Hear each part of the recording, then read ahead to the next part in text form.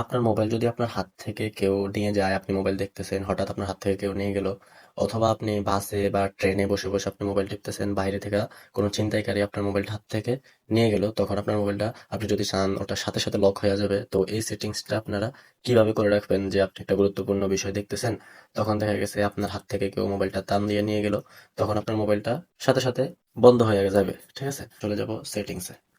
তো আমি আমার সেটিংসে ঢুকে গেলাম। তারপর এখান থেকে আমরা একটু নিচের দিকে স্ক্রল করে গুগলে ক্লিক করে দেব।